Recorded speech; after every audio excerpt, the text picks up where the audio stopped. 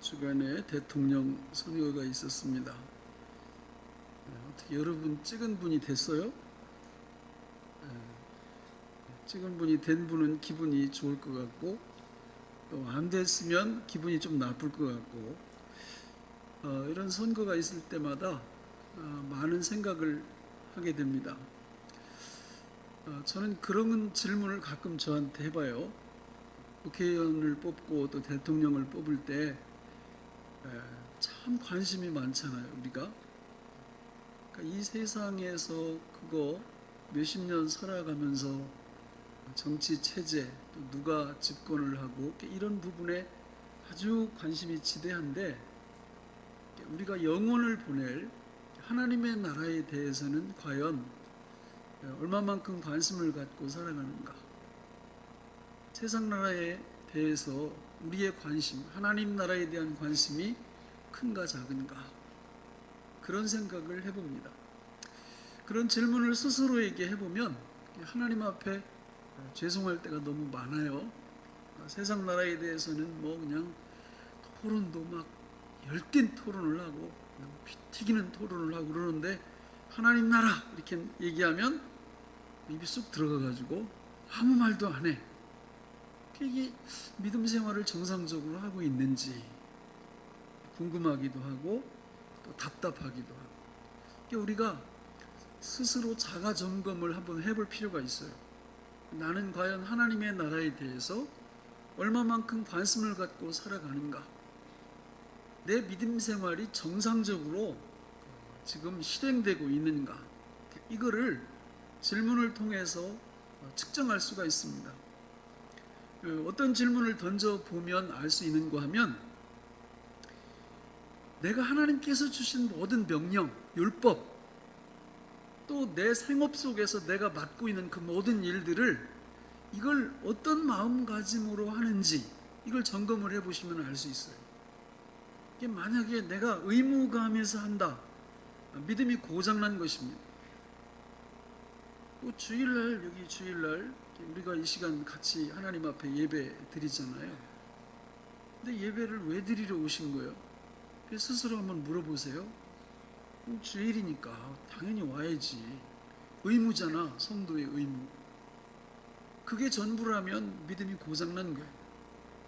정상적인 믿음이 작동될 때의 상황은 하나님께서 우리에게 주신 모든 계명이라든지 하나님의 말씀들이 의무감에서 실행되는 것이 아니라 소원 형태로 실행이 돼야 그 믿음이 정상입니다. 하고 싶어져야 돼요. 주일날 교회 오는 게 기다려져야 돼요. 힘꼽아. 오늘 이제 수요일이야. 아직도 4일이 남았네. 이렇게 돼요. 근데 이게 무슨 이렇게 없는 집 제사 들어오도 이렇게 빨리 들어와, 주일이. 이 문제가 상당히 심각한 겁니다. 하나님 앞에 헌금 생활하는데 왜 이렇게 많어? 이런 마음이 든다든지, 이거요, 믿음 다 고장난 거예요. 그냥 드리고 싶어서 안달이 나야 돼. 소원 형태로 와야 돼, 헌금 생활이. 오늘 어버이 주일이잖아요. 부모님께 효도해야 되는데 자꾸 효도하라고 그러니까, 우리 부모님들은 효도받을 자격도 없어. 재산도 그냥 자기 좋아하는 아들한테만 주고 이러면서, 그래도 성경에 기록되어 있으니까 그냥 해야지, 효도를. 다 믿음이 고장난 거예요. 믿음이 고장이 안 나면 하나님께서 우리에게 주신 모든 명령들이 의무가 아니고 어떤 형태로 바뀐다고요? 소원 형태로. 정상적인 거예요. 성경에서 그 얘기를 계속 하고 있는 겁니다. 오늘 우리는 열왕기상을 통해서 이런 하나님의 놀라운 은혜를 또 살펴보기를 원합니다. 열왕기상하도 지난주에 상을 다뤘지만 한 권의 책이에요. 사무엘 상하가 한 권의 책이듯이 이 열왕기상하 1장부터 11장까지 열왕기상, 솔로몬의 통치 이야기를 하고 있다고 그랬죠. 성전도 하나님 앞에 지어서 봉헌하고, 참 그 믿음의 행위가 처음에는 좀 괜찮았어요. 그런데 뒤로 가면서 완전히 이스라엘을 망하게 하는 기초를 놓죠.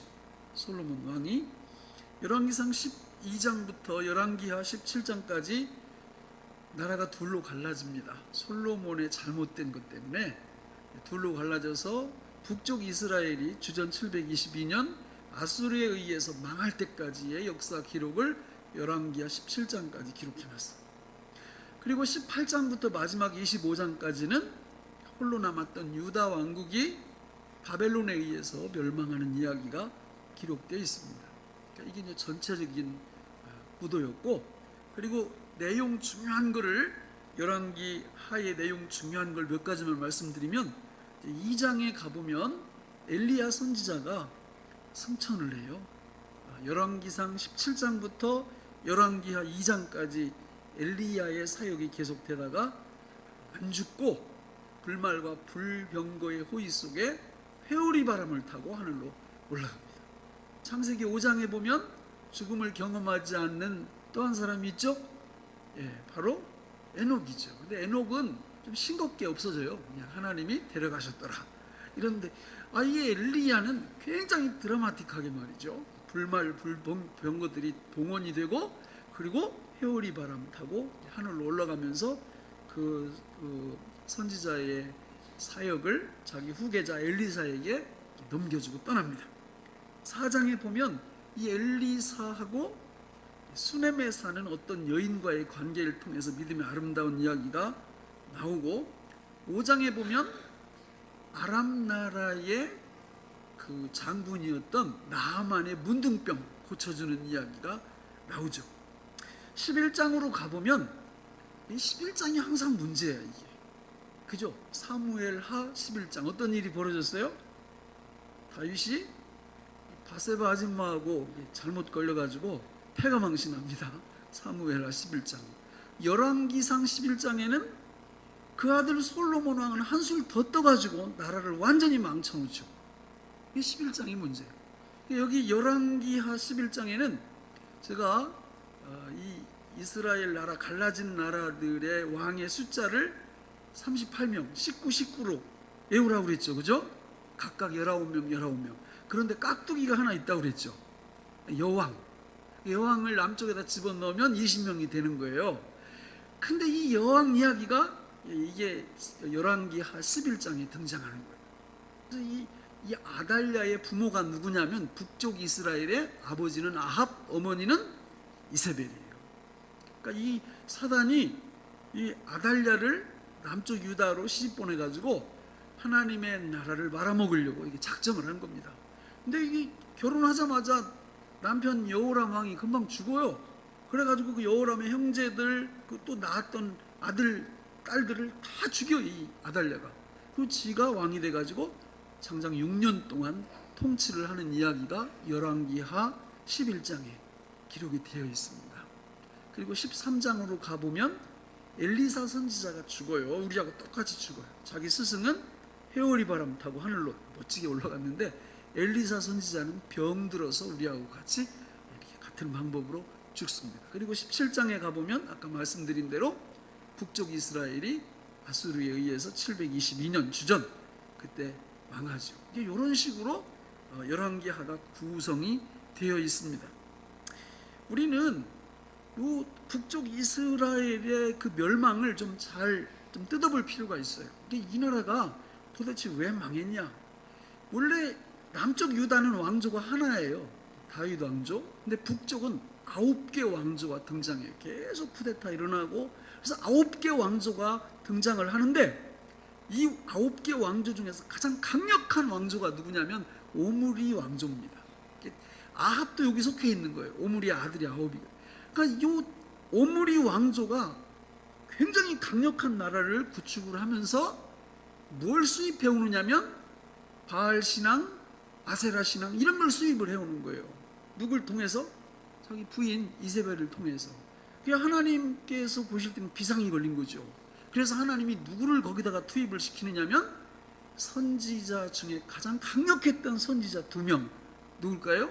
엘리야와 엘리사를 거기 이렇게 투입을 시켜서 이스라엘을 지켜내는 거죠. 그런 구도로 이렇게 되어 있습니다. 근데 이 단초를 이 멸망의 단초를 누가 제공을 했냐? 누가 제공했다고 그랬어요? 솔로몬이죠. 솔로몬이 원래 신명기 17장에 보면은 왕이 되면 해서는 안 될 거 세 가지를 말씀하셨죠. 하나님이 첫째는 병마를 많이 두면 안 된다. 둘째는 아내를 많이 두면 안 된다. 셋째는 은금을 많이 쌓으면 안 된다. 근데 여러분 열왕기상 읽어보세요. 1장부터 10을 하지 말라는 세 가지를 가장 모범적으로 잘해. 그래가지고 이스라엘이 멸망하는데 아주 기초를 탄탄히 놔줘요. 오늘 우리들도 마찬가지입니다. 많은 분들이요, 우리가 신앙생활할 때 하나님이 하지 말라는 거 자꾸 해보세요. 여러분 병마가 뭐예요? 권력이에요. 권력. 아내가 뭡니까? 솔로몬이 아내가 몇 명? 몰라요. 어떻게 알아요? 이 장인어른만 300명에 첩이 700명에 그것만 했겠어. 그리고는 전도서 쓰면서 다 헛되니까 그런 짓 하지 말래.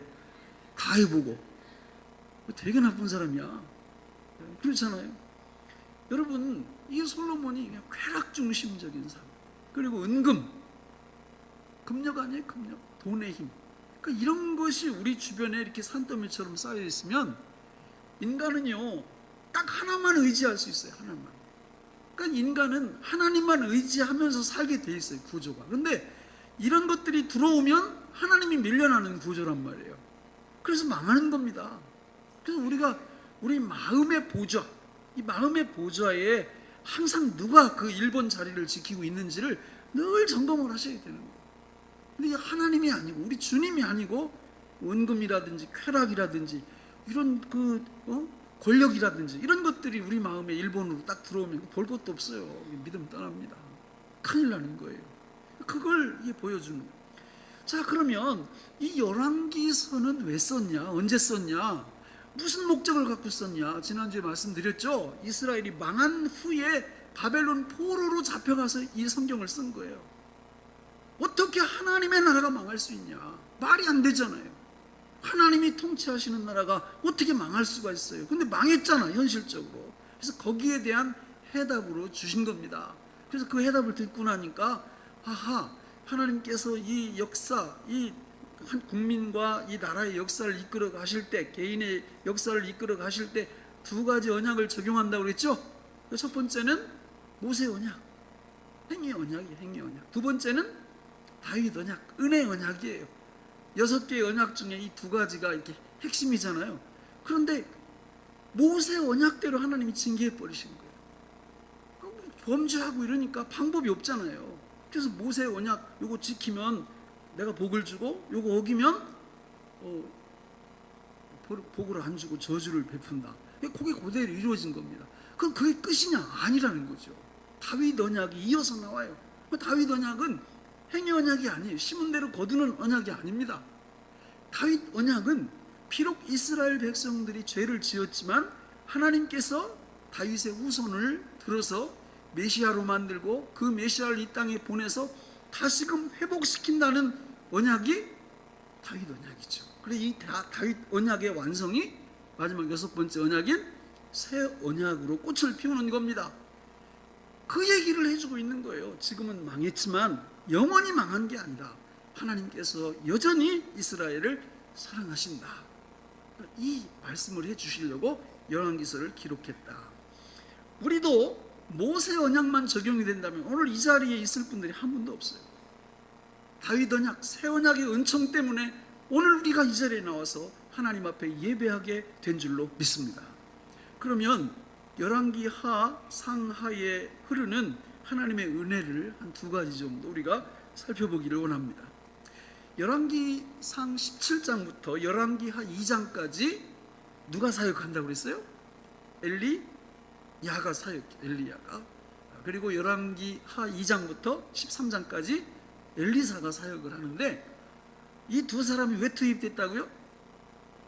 막 일계명을 깨는 거야. 이게 하나님의 백성들이 하나님만 섬겨야 되는데 바알 끌어들이고 아세라 끌어들이고 이러니까 이게 나라가 위기에 처하니까 하나님이 강력한 선지자 둘을 투입하는데 그 첫 번째가 엘리야예요. 엘리야. 그 엘리야를 쫙 이렇게 공부를 해보면 너무 멋있어. 완전히 모범이야, 모범. 그러니까 오늘 설교 제목이 다윗의 길과 여로보암의 길이잖아요. 그러니까 이 엘리야야말로 누구의 길을 멋지게 걸어간다? 다윗의 길로 걸어가요. 다윗의 길로. 여로보암은 나라 갈라졌을 때 첫 번째 이스라엘 왕이거든요. 이 사람 하나님께서 왕으로 세우셨는데 이 사람도 솔로몬처럼 하지 말라는 거 골라서 하고 있어요.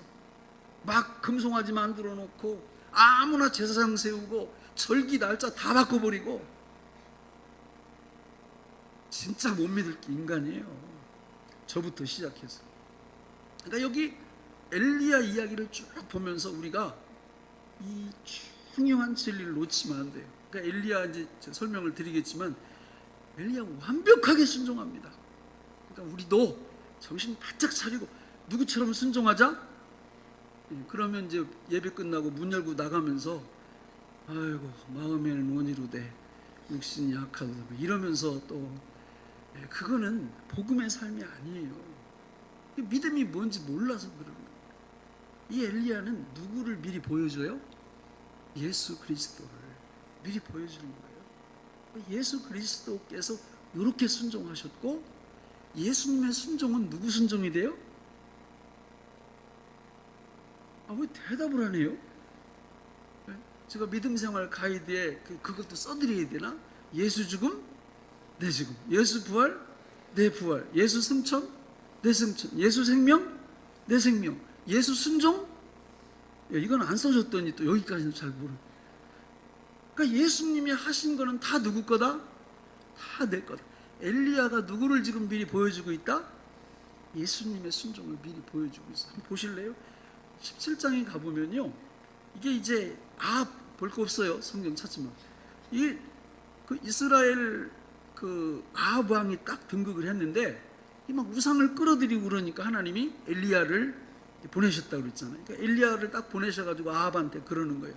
내 말이 있지 않으면 이 땅 위에 비가 오지 않는다. 선언을 해버리고 피했는데 하나님이 이 엘리야를 어디로 가서 숨으라고 했느냐면 그릿 시냇가. 우리는 시냇가 그러면 무슨 생각이 나요? 굉장히 목가적이고 뭐 상당히 이게 정치가 좀 그런데 아니에요. 뱀들이 득실거리고 야생 그 맹수들이 있고 이런 곳이에요. 그릿 시냇가. 하나님이 가라고 그러니까 엘리야가 군말 없이 거기로 가는 겁니다. 그런데 갔더니 떡하고 고기를 뭐가 물어다 줘? 이 사람들이 지금 이 까마귀를 좋아할까 안 좋아할까? 이 까마귀는 부정한 짐승이잖아요. 근데 엘리야는 전혀 원망이나 불평을 안 하고 다 받아 먹는 거예요, 그거를. 그런데 조금 지나다 보니까 너무 감으니까 뭐까지 싹 말라버려? 시냇가, 그리 시냇가, 시냇물까지 싹 말라버리는 거예요. 자, 이러면 여러분 열 받겠어요? 안 받겠어요? 저 같으면 열 엄청 받을 건데, 아니 내가 뭐 하나님 앞에 불순종한 적도 없고 가라는 대로 갔더니만은 조금 있어 보니까 물이 말라버리잖아요. 근데 그 성경을 읽어보면요, 엘리야는 전혀 불평하지 않습니다. 원망하지 않습니다. 기다리는 거예요. 기도하면서. 이게 우리 삶 속에서 이런 일들이 잘 일어나거든요. 말씀에 순종하고 내가 뭐 특별히 하나님 앞에 잘못한 것도 없는데 자꾸 일이 꼬여. 이게 막 한두 가지도 아니고 계속 꼬리에 꼬리를 물고 사람을 힘들게 하는 거예요. 그때 우리가 주로 어떻게 합니까? 고개를 이렇게 들죠. 어디를 쳐다봐? 하나님 쳐다보는 거예요. 왜 이러세요, 하나님? 제가 11조를 떼먹었어요. 주의를 안 지켜서 왜 이러시는 거예요? 이러고 이제 말을 하지 않죠. 처음에는 막 올라와 이러는 거예요. 나중에 참다 못 참으면 교회 안 나가요. 여기까지 가죠. 화가 나는 거예요, 하나님에 대해서. 근데 지금 엘리야는 전혀 기도하는 거예요. 하나님, 시내가 말랐는데요, 다음 행선지는 어딥니까? 가르쳐 주세요. 요 자세예요. 여러분, 이렇게 하기가 쉬워요, 힘들어요? 쉽다고 말하면 거짓말이고 한 단계를 거치면 쉬워져요. 그래서 하나님 앞에 기도를 하는데 드디어 응답이 와요. 거기 보면 이렇게 응답이, 너는 일어나 시돈에 속한 사르밧으로 가서 거기 머물라. 내가 그곳 과부에게 명령하여 내게 음식을 주게 하였느니라. 어디로 가라고요? 시돈에 있는 사르밧. 이거 보통 심각한 얘기가 아니에요. 시돈이 어디예요? 지금 엘리야가 누구하고 지금 영적 전쟁을 벌이고 있어요? 아합 왕하고 지금 영적 전쟁을 벌이고 있잖아요. 아합 왕의 부인 이름이 누구예요? 이세벨. 이세벨의 고국이 어디예요? 시돈이에요. 시돈, 페니키아. 그러니까 지금 만약에 이세벨이 그 눈에 가시 같은 선지자 엘리야가 자기 고국으로 도망쳤다 이러면 우리 같으면 가만히 있겠어요? 아버지한테 당장 이르지. 그럼 잡아 죽이라고. 그러겠어요? 안 그러겠어요? 믿음이 너무 좋으신 것 같아. 연락할 거 아니에요. 그러니까 엘리야 입장에서는 순종하기가 쉽지 않다. 그리고 사르밧이라는 말이 더 기가 막혀. 이 말 뜻이 뭐냐면 용광로라는 뜻이에요. 용광로. 그러니까 하나님이 당신이 사랑하는 종을 지금 어디로 집어넣는 거예요? 용광로. 목숨 걸고 가야 되는 거죠. 근데 한마디의 변명도 안 해요. 엘리야는 그대로 가는 겁니다. 용광로는 뭐 하는 곳이에요? 모든 쇠를 거기다 집어넣고 막 녹여가지고 그것보다 더 나쁜 걸 만들어내요? 더 좋은 걸 만들어내요? 더 좋은 걸 만들어내죠. 이유가 있어요. 이유가. 지금 이 열왕기상 17장 얘기를 하는 건데 한 장 뒤 18장에 가보면요, 엘리야가 1대 850의 전투를 갈멜산에서 지금 해야 돼요. 그 전투를 할 만한 역량과 능력을 하나님이 갖춰주기 위해서 용광로에 집어넣고 강하게 만들어주시는 거예요.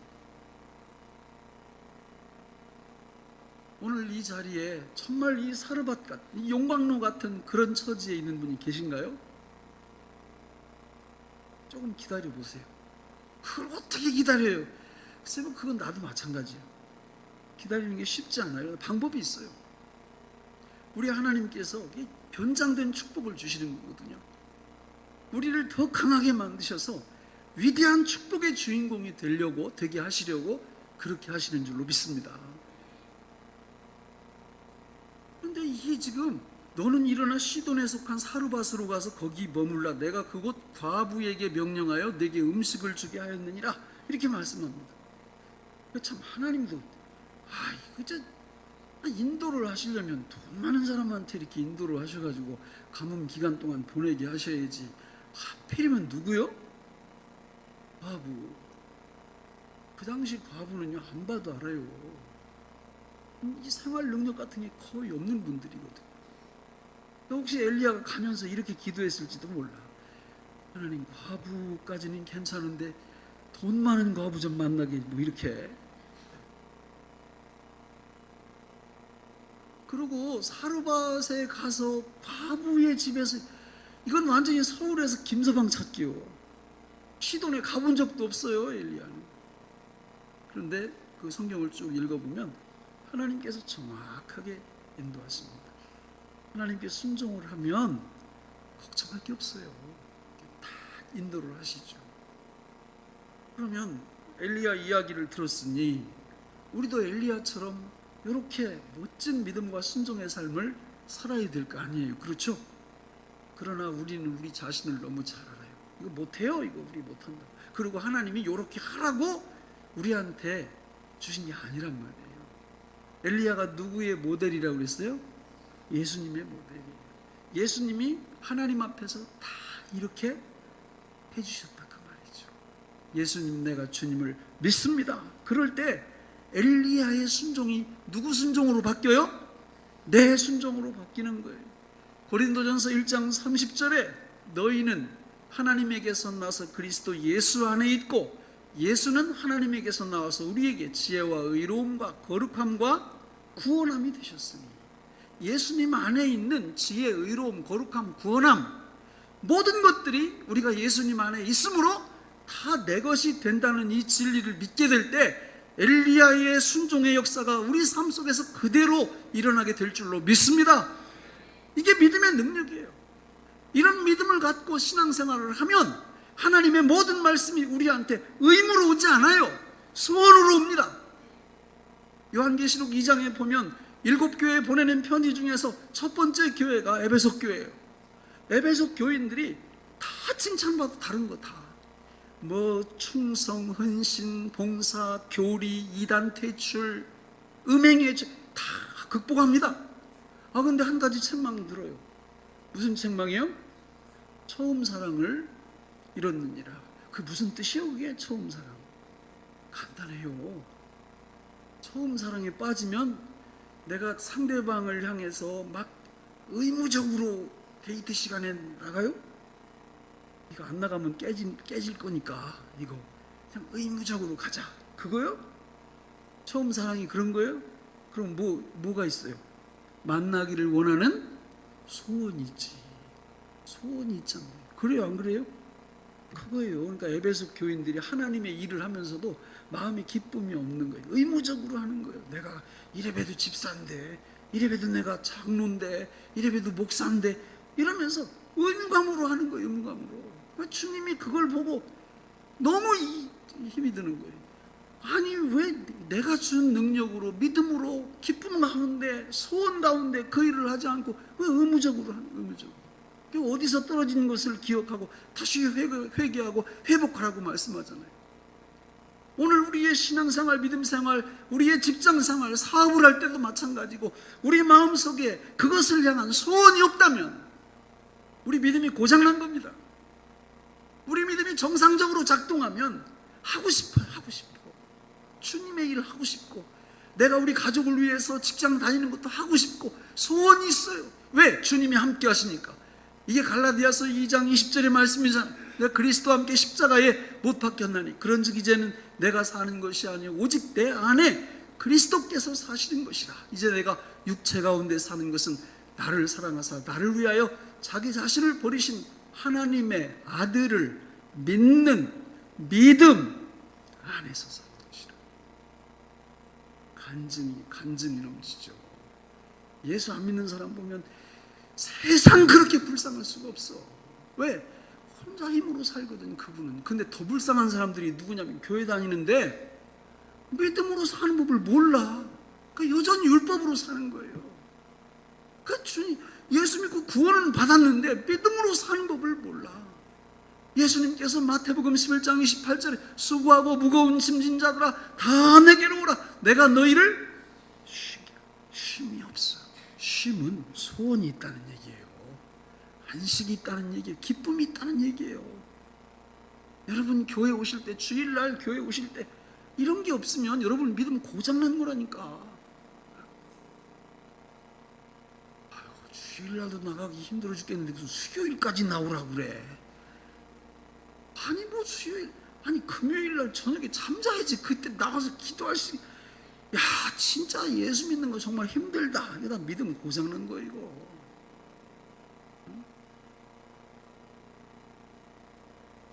제가 처음에 20살 때 예수 믿을 때 이렇게 그 서점하는 지금 이제 구세군의 사관님이 됐는데 거기 가서 이렇게 막 예수님을 영접하고 나니까 막 너무 좋은 거예요. 너무 좋은 거예요. 그래서 교회 언제 가냐니까 일요일날, 주일날 간대. 그것밖에 안 가요? 그렇게 물어봤다니까. 아니, 늘 가고 싶은데. 그러니까 쳐다보면서 수요일날도 있대. 그리고 2번 있는 거예요, 일주일에. 근데 진짜 몰랐으니까. 그러니까 이상한가 봐요. 아니, 금요일날도 있대. 그러면서 이제 새벽까지 알려주더라고.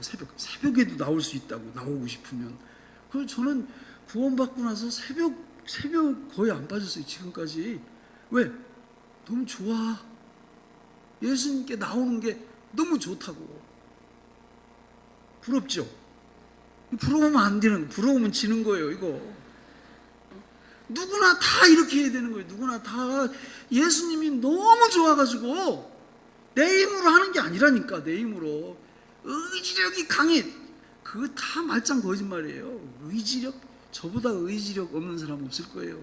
주님의 능력을 덧입으면요, 의지력 없는 사람이 의지력 생기고 능력 없는 사람이 능력 생기고 주님이 함께 동거 동행 동역해 주심으로 멋진 믿음의 열매들이 나타나는 거죠. 예수님, 내가 주님을 믿습니다 할 때 엘리야의 순종이 내 삶 속에서 드러나거든요. 나는 툭하면 원망하고 툭하면 불평하고 이게 내 현주소인데 예수님을 믿게 될 때 엘리야의 이 순종이 내 안에서 열매를 맺혀. 할렐루야. 이게 다윗의 길이에요. 다윗의 길. 그러니까 예수님 믿으면서 뭐 열매 좀 맺히고 이러면 자랑하면 돼요, 안 돼요? 그래서 안 되는 거예요. 솔직히 내가 해서 이루어낸 업적이라면 자랑해야지. 왜 자랑을 안 해? 영광을 왜 하나님께 돌려요? 내가 가져야지. 내가 했는데 내가 한 게 아니라 그 말입니다. 주님이 하신 거지. 주님. 그러니까 주님께 영광을 돌려드리는 거예요. 히스기야 왕 이야기 잠깐 해볼까요? 왕하 열왕기하 18장부터 20장 히스기야 이야기가 나와요. 17장 한 장 전에서 북쪽 이스라엘이 멸망했어요. 아수르에. 그 아수르가 지금 공격해 들어오고 있는 거예요. 18만 5천 명을 데리고. 히스기야 입장에서 볼 때는 이 대책이 없어. 대책이. 예루살렘 성이 18만 5천 명에 의해서 포위당했다라는 건 이스라엘 유다 땅의 전 북토가 지금 다 이 아수르에 의해서 유린당하고 있다는 얘기예요. 이제 마지막 요거 하나 남은 거예요. 예루살렘 성. 그 히스기야가 이 가슴이 터져 나가는 거죠. 왜? 자기들 힘도 없지. 이거 도대체 어떻게 하면 좋아? 그리고 그 군대 장관 납사게라는 사람은 막 2개 국어를 구사하네. 아람어, 히브리어. 이래가지고 이스라엘 백성들한테 다 들을 수 있도록 히브리어로 야, 니네 하나님이 너 다 그 가짜야. 여호와가 어딨냐? 우리가 섬기는 신이 온 세상의 신들을 다 평정했다, 정복했다. 여호와도 별거 아니야. 이렇게 조롱을 하고 말로만 그렇게 했으면 좋았는데 뭐까지 썼어요? 편지까지 썼어요. 고말을 그대로 이렇게. 여러분 편지 조심해서 쓰셔야 돼요.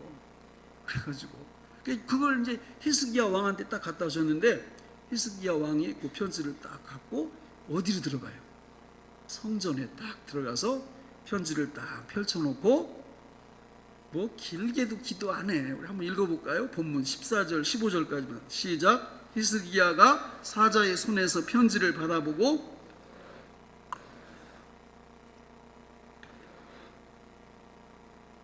히스기야가 기도하여 이르되 위에 계신 이스라엘의 하나님 여호와여 주는 천하 만국의 홀로 하나님이시라.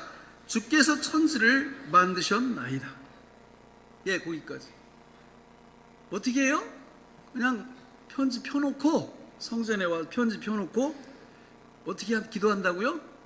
하나님 읽으세요. 이렇게 한 거예요. 하나님 이거 보세요. 쟤들이 보낸 거. 우리는 힘 없어요. 우리는 죽을 수밖에 없어요. 하나님이 책임지세요. 이렇게 하고 싶죠? 그렇잖아요. 우리 인생길 걸어가다가 힘든 일 만나고 내 힘대로 안 되고 이럴 때는 언제 나와야 돼? 여기? 금요일 저녁에 여기 오셔야지. 근데 안 나오시잖아. 많은 분들이 여기 안 나와요. 왜 안 나오는 줄 알아요? 이 요령을 몰라서 그러는 거예요.